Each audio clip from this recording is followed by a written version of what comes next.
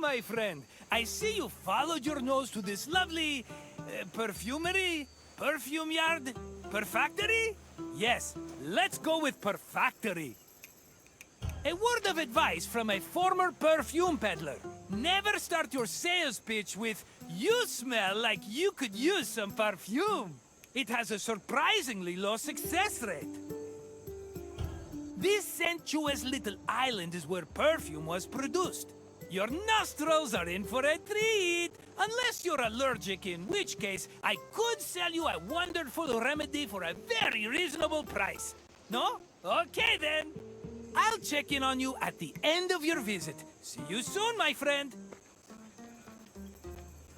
Perfume-making techniques were invented and perfected in Mesopotamia and Egypt, beginning in the 4th millennium BCE.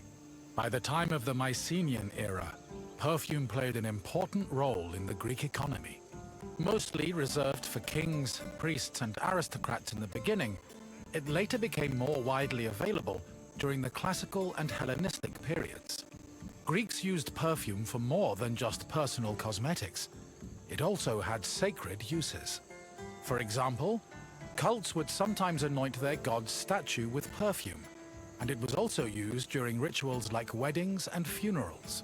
Food and wine could also be scented with perfume to add to a meal's presentation.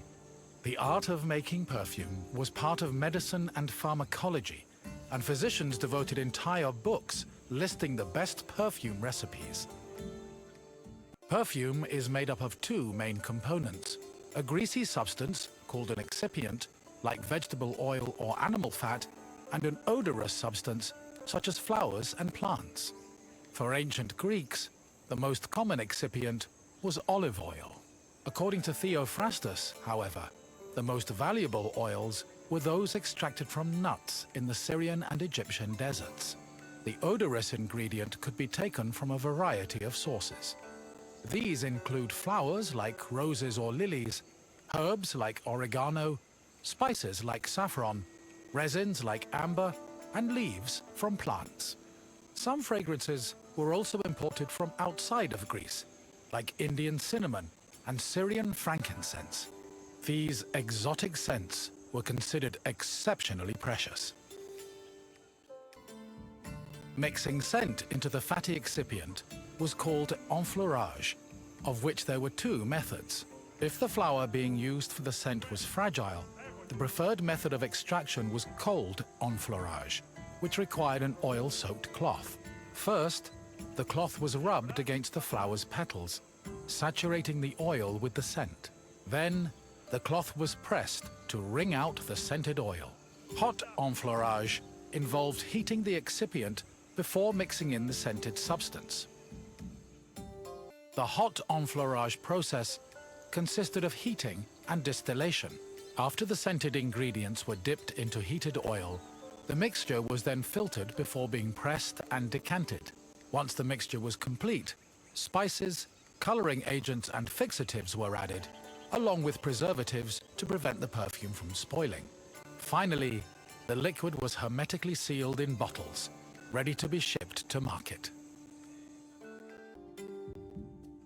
Perfume was usually bottled in ceramic or glass flasks, but more luxurious fragrances were contained in ornamented and painted flasks. Lekythoi and alabastra were elegant bottles designed for women, while arabaloi were used by athletes. It was common for the bottle's craftsmen to brand them to prevent frauds and knockoffs. Perfume shops were usually located in city centers, befitting of their importance. In addition to selling perfume, they were also sometimes used as meeting places. For example, the perfume shops near Athens's Agora were frequented every morning by the city's youth. The main purpose of perfume was to attract members of both the opposite and the same sex. We can trace this practice back to a scene in the Iliad, where Hera used perfume to seduce Zeus.